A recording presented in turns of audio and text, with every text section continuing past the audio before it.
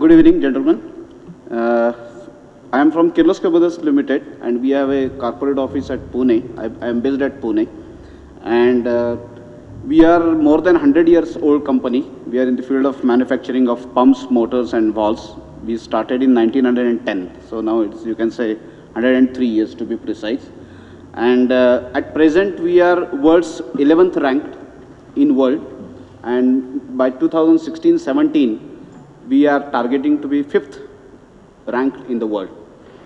And I'm proud to say that this world's largest pumping scheme, which is built on the Sardar Sarovar project on Narmada River, that is done by Kirloskar Brothers. So with this, I will start my presentation on this energy conservation in pumping.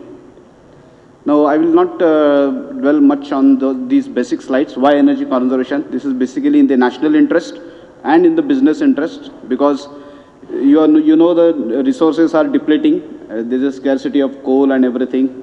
So it is in the national interest and business, of course, in the business interest, because if we reduce the cost of electricity, whatever we are consuming for your product, then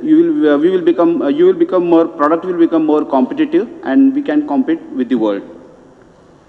So this is the these are the energy intensive industries as identified under the PAT scheme, perform, achieve, and trade.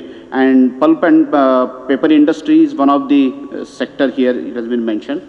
And you can see here that in pulp and paper, the percentage mentioned is 10%.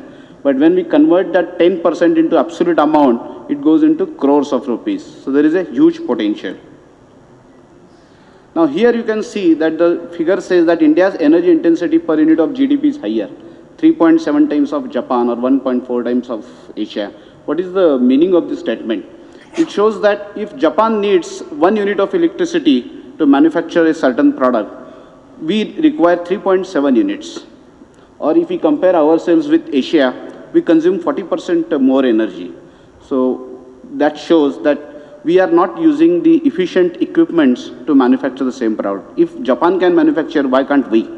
So we have to look into our systems and processes, how we can use all the equipments efficiently. That's why we are promoting this concept of LLC or LCC, lowest life cycle cost, LCC concept. When you buy a pump, when a pump is installed for any application, there are, and if you consider average life of say 15 years, normally pump can run for even 50 years.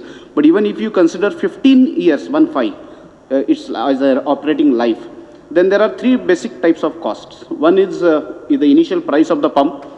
Second is the maintenance cost, because since it's a mechanical equipment, something is going to happen here to maintain that pump. And the most important, which is the third cost, is the running cost. Because once you start the pump, till the pump is working, it is going to consume high amount of energy. And if you add all these 3 costs for a period of 15 years, then you will realize that the initial price of the pump is not even 2%. Whereas maintenance cost comes to around 10 to 12%. And the most important, which is very high, and what we neglect, it gets neglected, is the running cost, which is 85%.